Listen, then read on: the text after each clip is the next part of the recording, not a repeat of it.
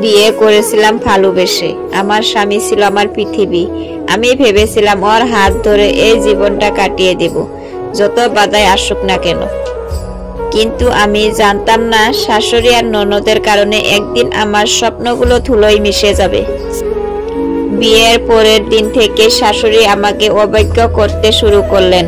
ননদ কথায় কথায় অপমান করত। আমি চুপ করে সহ্য করতাম, ভাবতাম ওরা হয়তো সময়ের সাথে বদলাবে। আমি ঘরটা আটকে রাখতে চেয়েছিলাম, কিন্তু একদিন স্বামী নিজেই বলল, তুমি মাকে বুঝতে পারো না, তুমি শুধু ঝামেলা করো। আমি কেঁদে বলেছিলাম, আমি তো কিছুই করিনি, আমি শুধু একটু ভালোবাসা চেয়েছি। সে চোখ ঘুরিয়ে নিয়েছিল। দিনের পর দিন শাশুড়ি আমার নামে কথা রটাতো, বলতো আমি নাকি ওদের সংসার ভাঙতে চাই।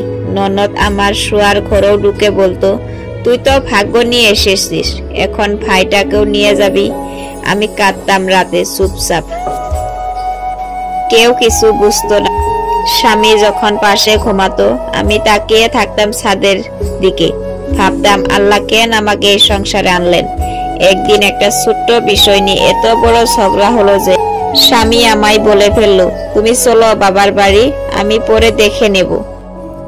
আমি বুঝাতে চেয়েছিলাম, কিন্তু সে শুনলো না, আমাকে একরকম তাড়িয়ে দিল। আমি চলে এলাম বাবার বাড়ি। মনটা ভেঙে গেছিল। একদিন ভালোবাসা, আজ অপমান।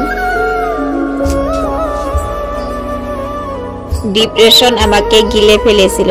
খেতে পারতাম না, ঘুমাতে পারতাম না, মনে হতো বেঁচে থাকার কোনো মানেই নেই।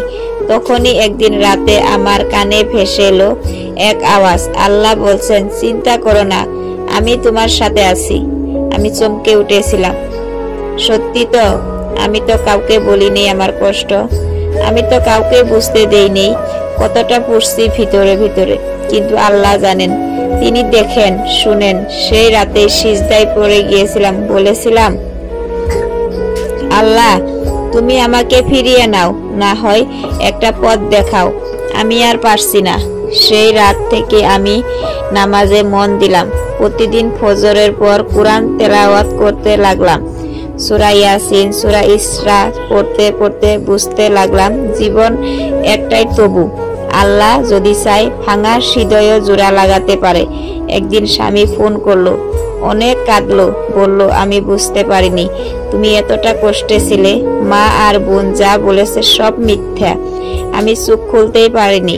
আমি চুপ করেছিলাম, আর কাঁদিনি, কারণ আমি তখন জানতাম মানুষ যা করে তার বিচার আল্লাহ করেন।